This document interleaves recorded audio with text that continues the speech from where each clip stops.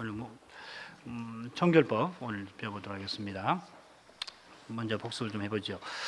아론의 두 아들 나답과 아비후가 다른 불을 담아서 그 위에 향을 놓아 피우려고 시도했을 때, 그러니까 들어간 건 아니에요. 이 표현을 좀 바꿔야겠는데, 그럴 때 영광 구름에서 여호와의 진노의 불이 나와서 그들을 삼켰습니다. 그들의 행위는 여호와께서 이스라엘과 언약 맺으시고 성막 제도를 통하여 하나님의 거룩하심을 제사장 중에 나타내시고 그 거룩하신 영광을 온 회중 앞에 나타내려 하신 뜻을 근본적으로 무너뜨리는 것이었습니다. 여호와께서는 거룩한 사랑을 언약 백성에게 나타내시고 그들이 하나님의 거룩한 영광 가운데에서 살기를 바라셨습니다. 자, 이를 이루려고 아론 가문 제사장을 삼으셨습니다. 그런데 아론 대제사장이 제사를 드리던 날에 제 8일 그 8일에 아론의 두 아들이 여호와의 거룩하신 뜻을 거슬러 행하였습니다. 여호와의 거룩한 영광은 두려운 진노로 나타났습니다. 자, 이 불행한 사건을 통하여서 아론 가문의 제사장들은 마음을 다하여 성막 봉사에 힘써야 할 것을 깨닫게 됩니다. 여호와께서 그들에게 주신 직무, 곧 거룩함과 속됨, 부정함과 정함을 분별하는 일은 이스라엘이 거룩한 백성, 제사장 나라와 거룩한 백성으로 서나가는 데 실로 중차대한 것이었습니다. 제사장들은 이런 직무를 성심으로 행하면서 여호와께서 모세로 명한 모든 규례를 이스라엘 자손에게 가르쳐야 했습니다. 이게 레위기 10장 9절부터 11절 내용이죠. 자, 그러므로 제사장들이 레위 지파의 도움을 받아서 성막을 세우고 옮기는 일, 또 제사 드리는 일, 또 그 밖에 성막에서 봉사하는 일에서 언약의 목적을 이루려고 할 때 여호와의 거룩하심을 수호하는 일을 맡았습니다. 제사장은 성소를, 레위는 성막을 수호하였습니다. 이들은 함부로 성막과 성소를 침범하는 자를 막았고 이 일에 칼을 사용하기도 하였습니다. 물론 이것은 궁극적으로 백성이 제사장의 봉사를 통해서 거룩하신 하나님 앞으로 나올 수 있도록 하려는 것이죠.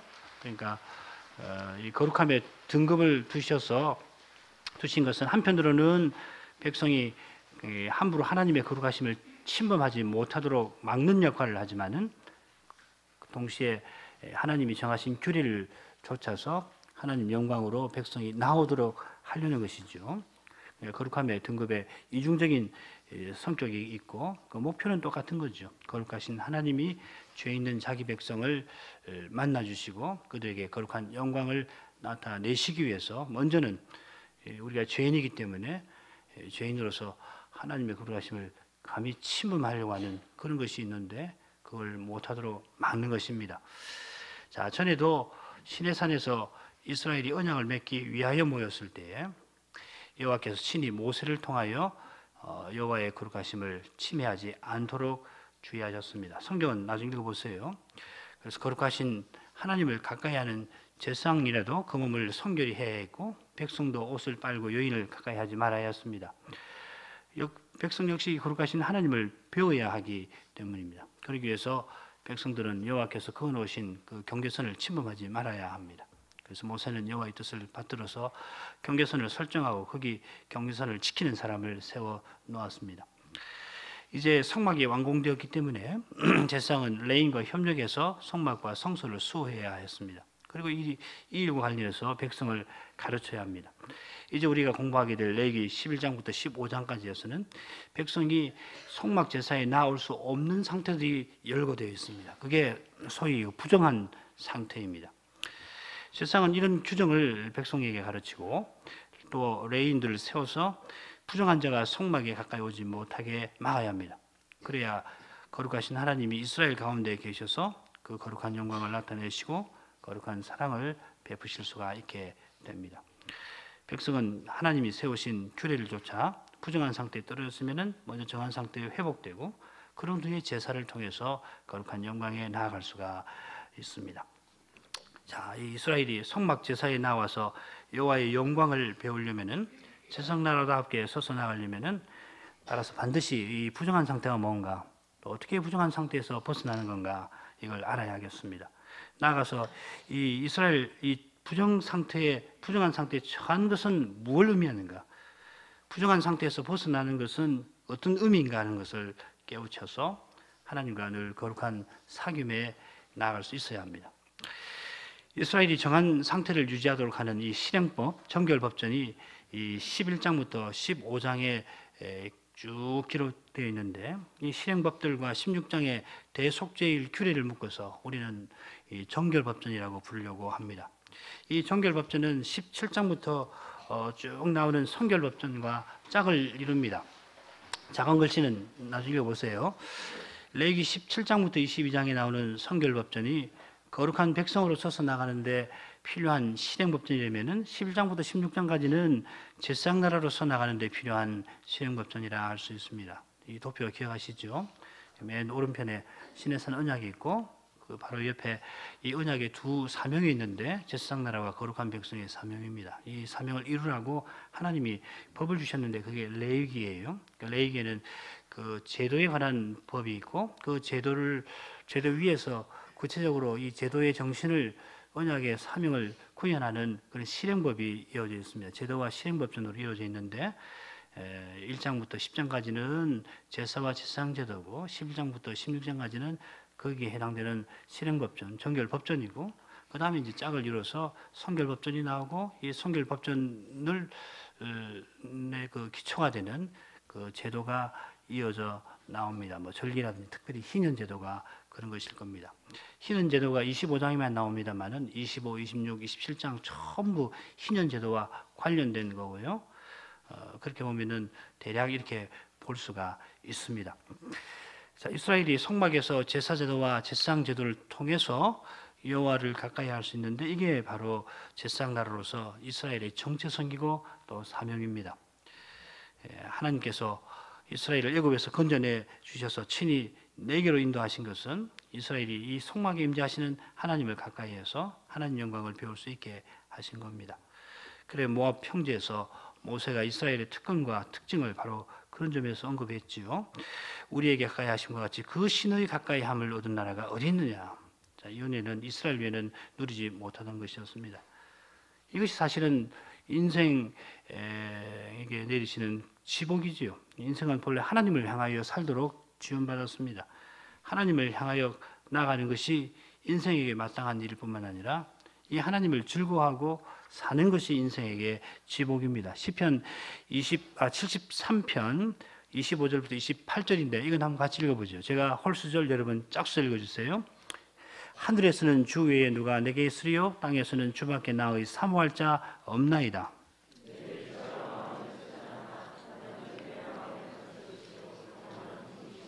대저 주를 멀리하는 자는 망하리니 음녀같이 주를 떠난 자를 주께서 다 멸하셨나이다.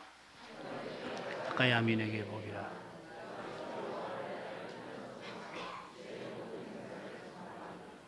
하나님을 멀리하는 자는 멸망하는데 주께서 하나님을 등지고 그슬로 행하는 자를 멸하시기 때문입니다. 반면에 하나님을 가까이해서 하나님을 천부로 알고 그 하나님만 모시고 사는 것이 우리 인생에게 지복입니다. 이스라엘이 성막과 제사장과 제사의 제도를 통해서 하나님을 가까이 하고 그 사랑 가운데 거하기 위해서는 반드시 갖추어야 할 자격이 있습니다. 그건 뭐냐면 하나님이 그들을 언약 안에 두신 그 상태를 유지하는 것입니다. 하나님이 이스라엘을 구속하셔서 하나님 백성 삼아주신 그 은혜를 의지하는 믿음이 있어야만 하나님을 가까이 할 수 있고 하나님 사랑 아래에 살 수가 있습니다. 예수 그리스도 하나님이 보내시는 그 메시아를 믿는 믿음으로만 하나님과 거룩한 관계를 유지할 수가 있습니다. 여호와께서는 이 언약의 실질을 성막 제도를 통해서 드러내셔서 그들로 하여금 오실 메시아를 의지하도록 그래서 그렇게 하려고 친히 하나님이 부정한 상태를 지정을 하셨을 뿐만 아니라 거기서 벗어날 수 있는 길을 마련하신 겁니다. 이게 매우 중요한 겁니다. 이걸 꼭 기억을 하셔야 합니다. 이 정결법전을 통해서 이스라엘은 하나님 언약의 약속과 저주, 언약 백성의 삶에 관해서 배울 수가 있는 것입니다. 이게 아주 우수한 거예요.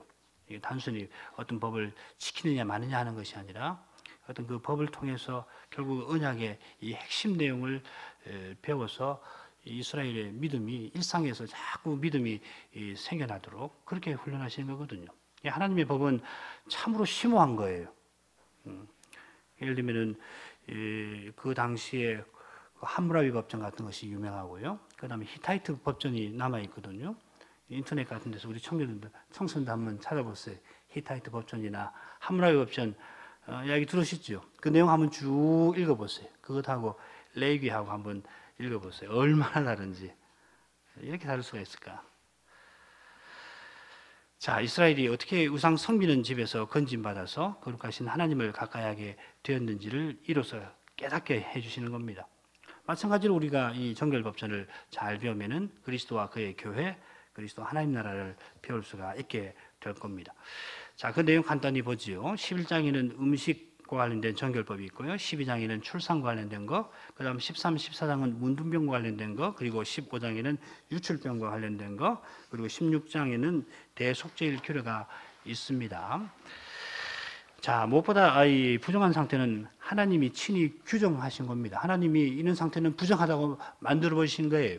그러니까는 꼭 그 부정한 상태에 있다고 해서 죄를 짓는다고 생각하면 안 돼요. 죄를 지어서 저기 떨어지게 하셨구나. 이게 단정할 수가 없습니다. 자, 레위기 11장부터 15장에 있는 사례들을 제외하고 제사의식적 측면에서 부정한 상태는 거의 없습니다. 없다고 생각하시면 됩니다. 사실은.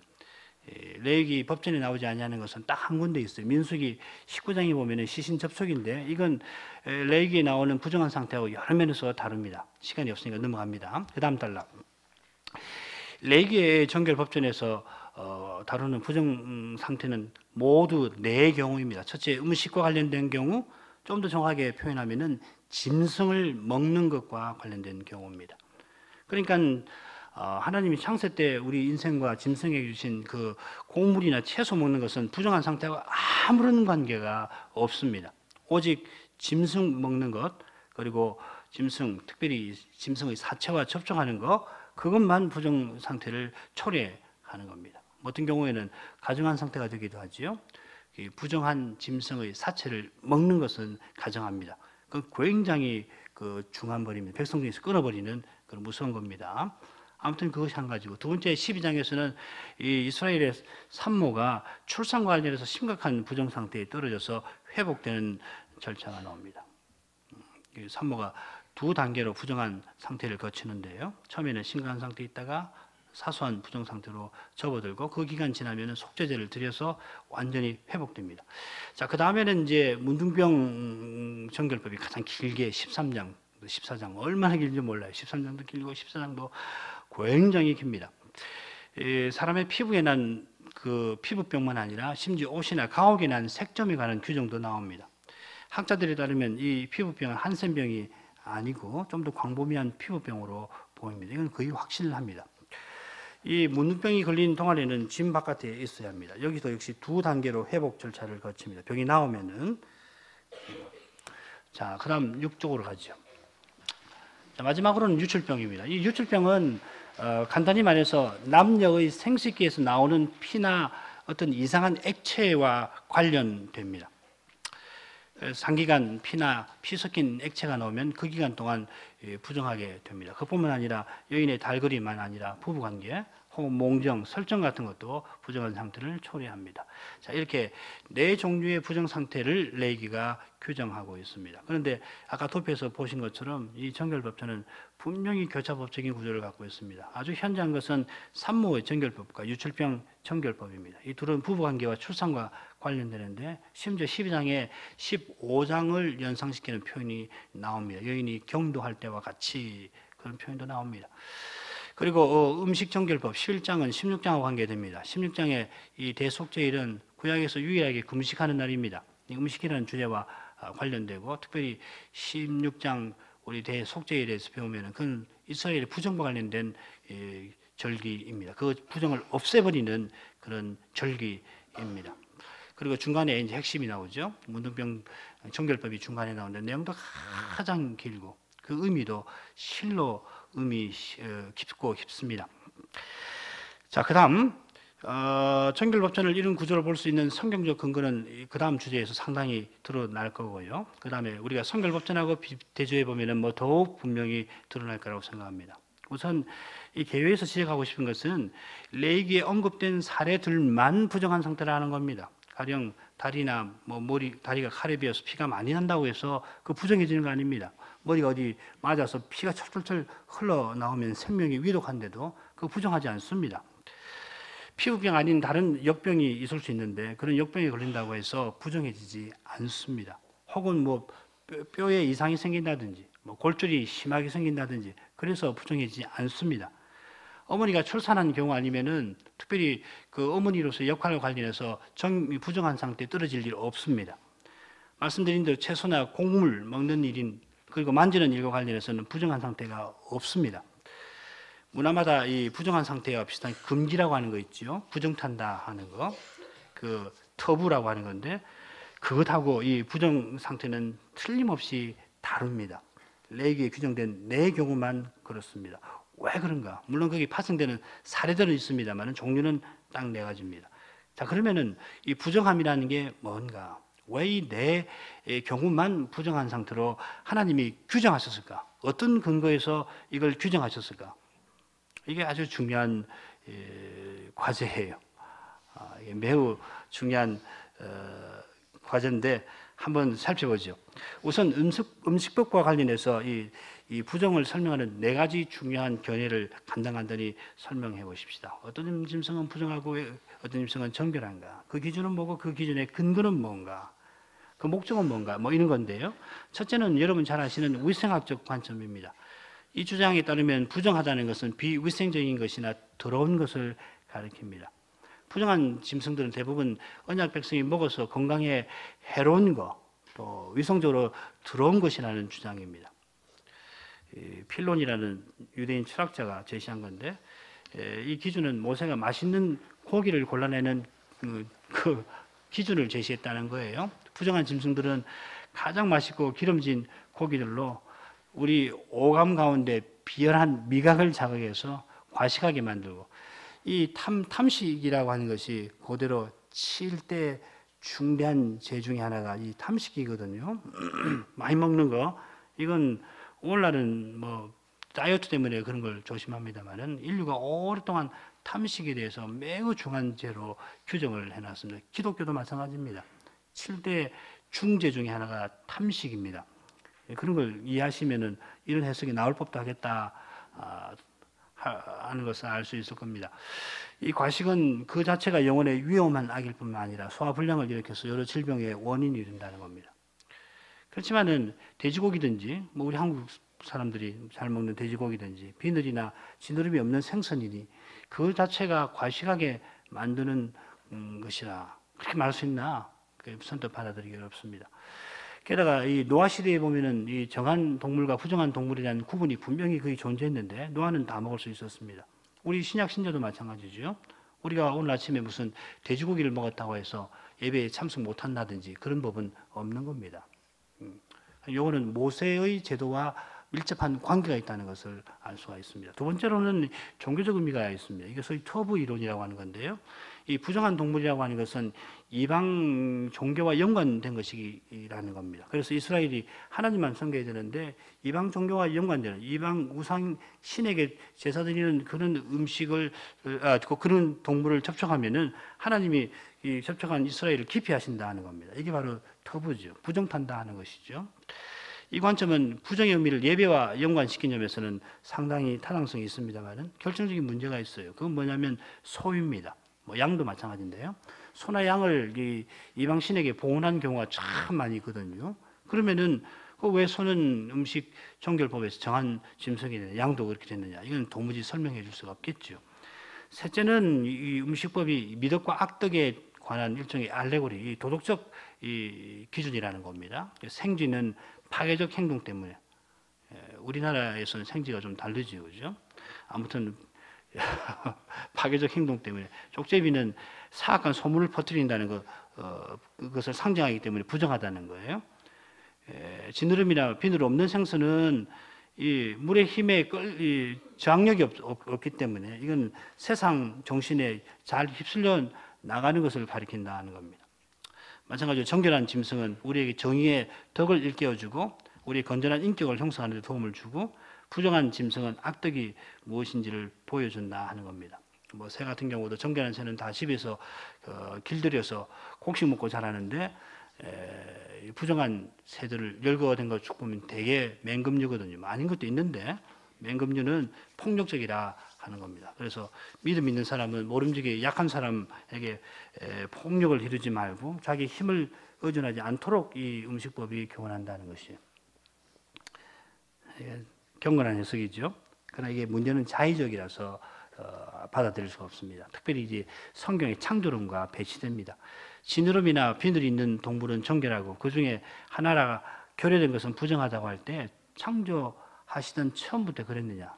그렇게 볼 수가 없습니다. 근거가 없습니다.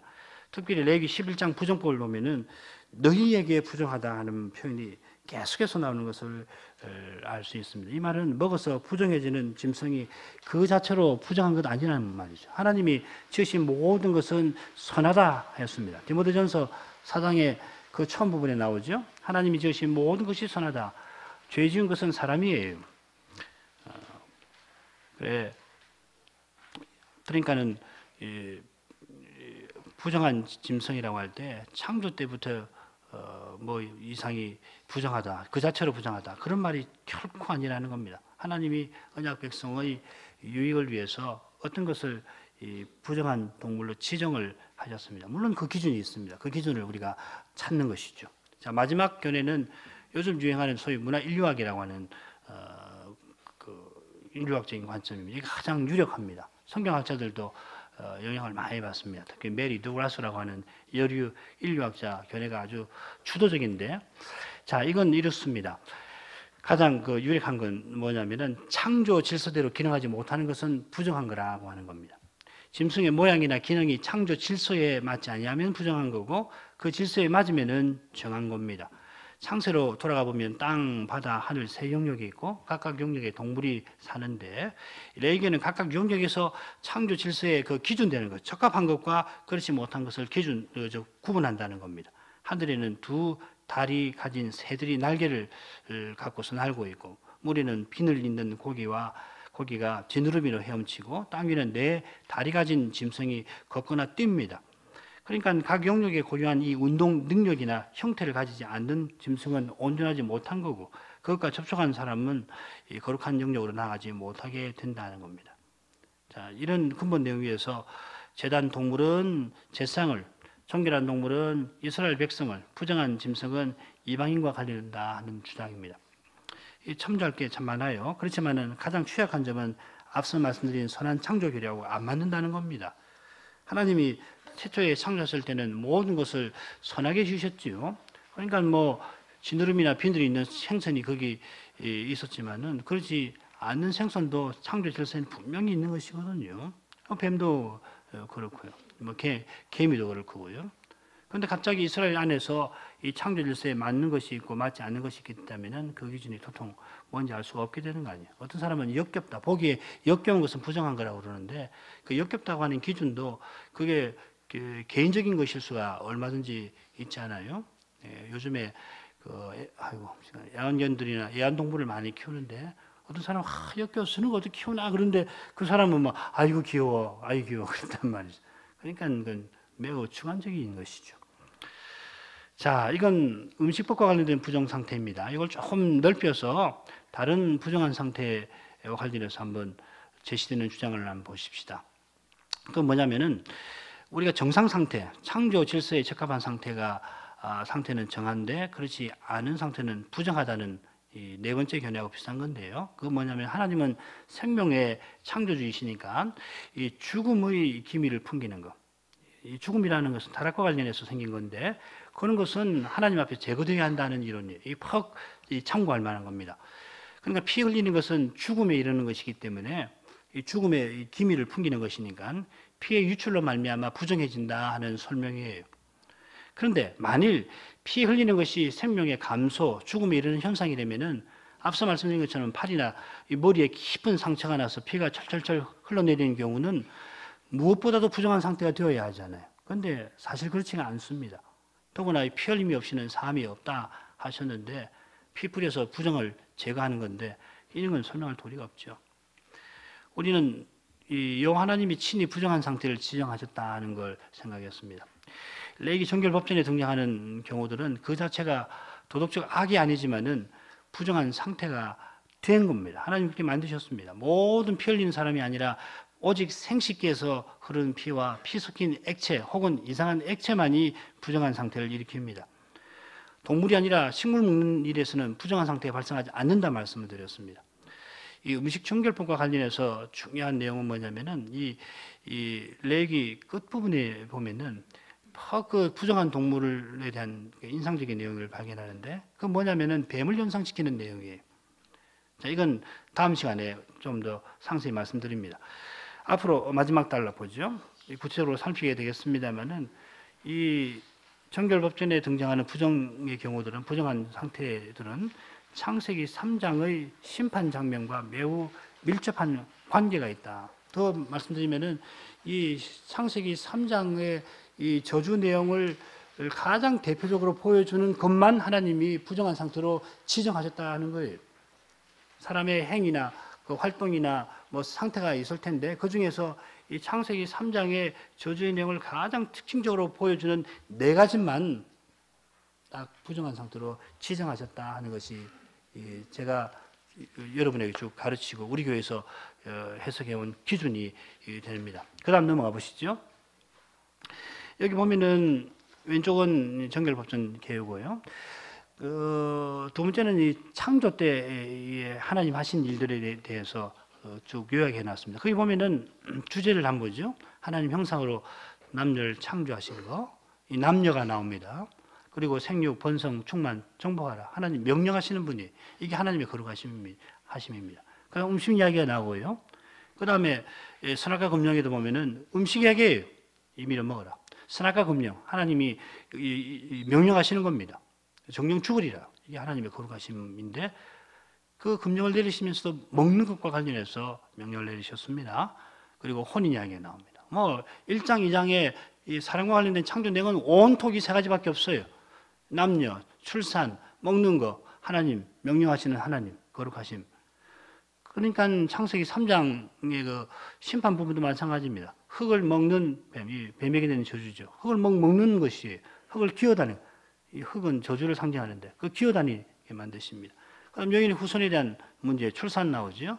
그다음 여인에게 저주하셨을 때 출산 고통을 말씀하시고, 그다음에 너는 남편을 자주장할 것이지만 남편 너를 도리어 제압하려고 할 것이다. 남녀관계 왜곡. 그다음에 이제 남자는 노동해서 땀을 흘려 이마에 땀을 흘려야 음식을 얻을 것이다. 그리고 흙으로 돌아갈 것이다. 뭐 온통 뭐 그런 내용이. 그러니까 이 레위기 11장부터 15장, 16장까지 열거되어 있는 이 부정한 상태라고 하는 것은 창세기 1, 2, 3장의 중요한 주제를 그대로 딱 캐치하는 그런 사례들이다. 이게 우리 해석입니다. 뭐 이걸 읽어보면 뭐 다 아실 건데요. 빨리 한번 읽어보죠. 이 도표 요지는 첫째로 정결법전에서 다루는 부정한 상태는 창조 타락에 나타나는 3가지 주제를 상징한다는 겁니다. 가장 대표적으로 상징합니다. 둘째로 이 3가지 주제는 뭐냐면 남자와 여자 부부관계, 그 다음에 혼인관계죠. 그 다음에 혼인과 출산, 하나님의 거룩하심, 그리고 음식, 이 4가지입니다. 사람의 창조를 기록한 창세기 1장부터 26절부터 30절, 그 다음에 창세기 2장 통틀어 보면은 이 3가지 주제가 현장에 나옵니다. 하나님은 말씀하시고 명령하시는 분, 거룩하신 분입니다. 하나님이 인생을 남자와 여자로 지어서 신성한 혼인을 통해서 거룩한 사회를 세워나가라 하셨습니다. 이를 잘 이루라고 창조주는 우리에게 선한 것들을 피조세계를 통해 주셨는데, 하나님이 주신 모든 좋은 것, 피조세계를 통해 주시는 모든 좋은 것을 가장 대표하는 것이 음식입니다. 이거는 뭐 실감하시죠? 먹고 사는 문제 아니에요. 1장을 자세히 읽어보면은 음식 주제가 처음 3일의 정점인 셋째 날, 그리고 전체 엿새의 정점인 엿새의라고 하십시오. 엿새의 정점인 엿째 날에 거듭 나옵니다. 이 음식 주제가 창세기 2장 4절에 이하에서 나오는 창조 기록 처음부터 나오잖아요. 경작, 채소 이야기 나오죠. 에덴 동산은 보기에 아름답고 먹기 좋은 나무가 많아서, 그리고 하나님이 선악과 검령 내리시는데 동산 각종 나무의 실과는 이미는 먹어라. 그리고 하십니다. 이 선악과 검령에서 이 하나님이 거룩하신 하나님인 사실이 찬란히 드러나지요. 하나님의 거룩하심은 하나님은 하나님이시라는 겁니다. 우리 피조물은 그분 말씀을 순종해야 합니다. 처분하신 대로 받아야 합니다. 그런데 하나님께서 선악과를 따먹지 말라 명령하십니다. 그리고 창세기 2장 그 다음부터는 뭐 혼인에 관한 이야기 아니에요. 여자의 창조와 혼인. 이 창조 그 다음에 타락 이후에 하나님이 언약의 심판 내리실 때도 마찬가지지요. 이건 제가 설명을 했습니다. 넘어가죠. 11쪽으로 가죠. 이 세 주제는 내용은 간단합니다만 내용은 매우 포괄적이에요. 첫째, 인생이 하나님을 어떻게 대해야 되는가. 둘째, 동료 인간은 어떻게 대해야 되는가. 그리고 다른 피조물은 어떻게 대해야 되는가. 하나님에 대해서, 사람에 대해서, 이 세계에 대해서. 이게 철학의 3대 주제라고도 해요. 뭐 철학의 3대 주제만 아니라 인생의 가장 포괄적이고 근본적인 물음, 소위 말하는 big question 아니에요? 하나님께서는 레위기 정결법전에서 이 부정한 상태를 정하실 때 창조와 심판에 나타나는 이 세 주제를, 이 빅 퀘스천을 가장 잘 반영하는 것들을 택하셨다고 그렇게 저는 믿습니다. 그렇게 하신 목적은 뭐냐면은 말씀드린 대로 하나님이 이스라엘을 구속하셔서, 이스라엘이 죄인 아니에요. 아담 안에서 타락한 이스라엘인데 구원해 주셔서 시내산에서 언약을 맺어주신 뜻이 무엇인가, 이걸 잘 교훈하시기 위함입니다. 날마다 먹는 그 음식을 비롯해서 모든 선한 것들을 누릴 때에, 또 부부관계와 가정을 중심으로 해서 형성되는 모든 인륜관계에서 하나님을 영화롭고 계하고 즐거워하도록 하시려는 겁니다. 그러려면 하나님 말씀을 꼭 순종해야죠. 여전히 부패한 본성을 갖고 있어서 늘 하나님의 뜻을 어기고 불순종하는 우리의 엄연한 현실에서, 그러나 하나님 은혜를 힘입어 언약의 거룩한 세계를 추구하게 하신 겁니다.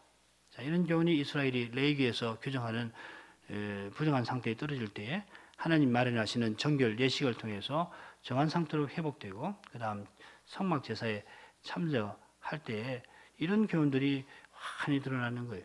그러니까 율법은 결국 그리스도와 그분의 교회, 그리스도와 그분의 나라에 대해서 보여주는 것입니다.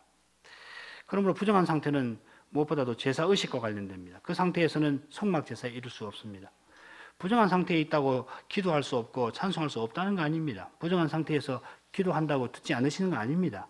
마리아가 예수님을 낳고서 찬송하고 기도하지 않았겠어요? 그러나 이 제사 의식에 있어서는 부정한 상태는 성막, 성전 제사에 나아갈 수가 없습니다. 그런 내용입니다. 그 다음 단락으로 하죠. 이 부정한 상태는, 그러니까는 이스라엘 어머니가 아이를 낳았다고 해서 죄인이다 이렇게 말하면 되겠어요? 예를 들면 한나가 사무엘을 낳았는데 부정한 상태에 있다고 해서 죄인이구나, 그거하고는 달라요. 죄하고 관계를 직접 지으면 안 됩니다. 이것은 제도와 관련해서 하나님이 친히 정하신 것이에요. 그런 상태에 들어가면은 사람이 태초에 선하게 지음받았지만은 타락하였구나, 그걸 일깨우고, 그러나 이런 우리를 하나님이 구원해 주셔서 하나님 백성 삼으셨구나, 그걸 깨닫게 하시고, 이렇게 하신 목적은 오실 메시아를 통해서 우리를 영원한 하나님 나라로 이끄시기 위함이다. 그리고 그 메시아를 믿는 믿음으로 이 땅 위에서 우리가 거룩한 사회를, 세상나라와 거룩한 사회를 이루고 살도록 하신 것이다. 이런 걸 깨우치도록 주신 것이다, 이 말이죠. 1차적으로 그렇게 생각해야 합니다. 그러므로 부정한 상태는 성막 제사에 나갈 수 없는 상태입니다. 그런데 따라서 이 부정한 상태는 뭘 상징하느냐 하면은 언약 바깥에 있는 인간의 상태를 상징합니다. 그 상태는 하나님의 저주 아래 있는 겁니다. 바꿔 말하면 죄와 허물로 죽은 상태를 상징합니다. 우리가 여전히 왜 어떤 동물은 정하고 어떤 동물은 부정한가, 하나님이 그렇게 지정하신 그 근거가 뭔가, 분류하신 근거가 뭔가, 우리 다 몰라요. 우리 다음 시간에도 공부하겠습니다. 다 모릅니다만은, 그러나 이런 의미로 이해할 수가 있겠다 하는 겁니다. 12쪽으로 가보지요. 산모가 부정한 것은 출산과 관련된 저주와 관련되어 있고 유출병자가 부정한 것은 부부관계와 관련되어 있습니다. 부부관계에 왜곡이 생기는 거예요. 그리고 문둥병은 여호와의 거룩하심을 침해하는 것과 관련되어 있는데 미리암이 모세의 권위를 침해할 때든 멸시할 때든지 특별히 우시아 왕이 성소에 들어가서 분양하려 할 때 문둥병 든 일에서 잘 알 수 있습니다. 여기 역대기하 26장 거기 보면 말이에요. 20절에 보면은 여기 이제 문둥병에 관한 가장 핵심적인 내용이 다 나옵니다. 여호와께서 치심으로 그다음에 문둥병이 발하였다. 이게 아주 이 문둥병 정결법에 있어서 반드시 이해해야 할 겁니다. 문둥병 뭘 상징하는가? 문둥병 걸렸다고 해서 하나님의 거룩하심을 침해했다고 침해한 죄인이라고 단정할 수 없어요. 어떤 사람은 그렇고 어떤 사람은 그렇지 않죠. 그러나 적어도 문둥병에 걸렸다는 것은 뭘 상징하냐면은 하나님의 거룩하심을 침해한 자를 하나님이 치셔서 치신 결과다 하는 것. 그걸 상징한다는 것. 꼭 상징을 이해하셔야 합니다. 그렇지 않고 문둥병자는 죄다. 우리는 모르지만 하나님의 거룩하심을 침해해서 저 병에 걸렸는가 보다. 오해를 그렇게 하는데 그렇게 할 수는 없는 거예요. 예수님이 나면서 소경된 자에 대한 제자들의 질문에 대해서 잘 대답하셨잖아요. 저 누구 죄 때문입니까? 저 사람 죄 때문입니까? 부모의 죄 때문입니까? 예수님은 아예 고쳐주시죠. 저 사람 죄도 아니고 부모의 죄도 아니고 하나님 영광을 위해서 그런 것이다. 그렇게 말씀하시잖아요. 이 죄하고 병하고의 연관관계를 함부로 지으면 안 됩니다. 그건 하나님만 아시는 겁니다. 여기서 중요한 것은 제사와 관련된 일종의 그 제도라고 하는 겁니다. 제사 의식이라고 하는 것. 이 점을 꼭 기억해야 합니다. 그러나 상징적으로는 인생의 죄 있는 인생의 상태, 언약 바깥에 있는 우리의 상태, 죄인으로서 우리의 상태가 뭔가 하는 것을 보여주는 것이겠죠. 그러니까 자기가 죄를 짓지 않고서 예를 들면 길을 가다가 동물의 사체가 있는 줄 모르고 툭 쳤단 말이죠. 그걸 죄라고 하겠어요? 동물의 사체가 있는데 피가 엉긴 사체가 이 수풀에 이렇게 어디 감춰져 있는데 자기도 모르고 툭 치니까 거기서 사체가 있는 거예요. 그러면 어떻게 되면 부정해지는 거란 말이죠. 그걸 죄라고 하겠냐 말이죠. 그걸 죄라고 할 수는 없어요. 그러나 그런 그 상태에서 경우에 부정하다고 하신 것은 그걸 통해서 인생이 죄인이라고 하는 게 뭔가 그걸 깨우치시려고 하는 겁니다. 그러니까 한나가 사무엘을 낳았는데 또 마리아가 예수님을 낳았는데 죄인이다. 아이고 그렇게 생각할 수가 없는 거죠. 부부관계를 가졌는데 그걸 죄인이다. 죄지었다. 그 자체를 죄다. 그렇게 하기는 어려울 거예요.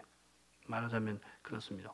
혹은 팔이나 다리를 어떻게 실수를 하든지 혹은 다른 사람이 베어가지고 다른 사람이 잘못으로 이 팔이나 이런 걸 베어서 피가 난다고 해서 뭐 부정하다. 그런 거 없어요. 그렇게 될 수가 없습니다. 뭐 피부병도 마찬가지 아니에요? 자기는 하더라고 했는데 그냥 그런 사람 돌보다가 피부병 옮길 수도 있는 거 아니에요? 그럼 그 죄졌나? 그거 아니라는 말이죠. 이런 걸 꼭 기억해 주시길 바랍니다. 그 다음에 언제 이제 회복되느냐면은 대개 가벼운 부정의 상태는 저녁에 회복됩니다. 그 저녁이 몇 시냐면은 오후 3시 상번제 드리는 날입니다. 상번제 드리는 날에 자동으로 회복이 됩니다. 물론 이제 몸을 씻고 옷을 빨라고 하는 규정을 지켜야 되죠. 그럴 경우에 저녁 번제 드릴 때에 회복이 됩니다. 자, 이건 앞으로 계속해서 배워야 할 겁니다. 오늘 말씀드린 이 부정한 상태가 뭔가 하는 것을 꼭 기억하시길 바랍니다. 밑에는 이제 신약 적용인데요. 한번 간단히 보죠.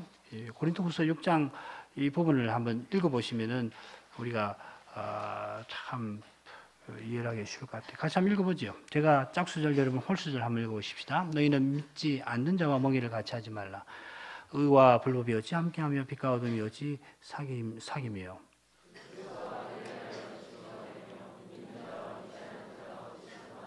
하나님의 성전과 우상이 어찌 일치가 되리요. 우리는 살아계신 하나님의 성전이라. 이와 같이 하나님께서 가라사대 내가 저희 가운데 두루 행하며 나는 저희 하나님 되고 저희는 나의 백성이 되리라 하셨느니라.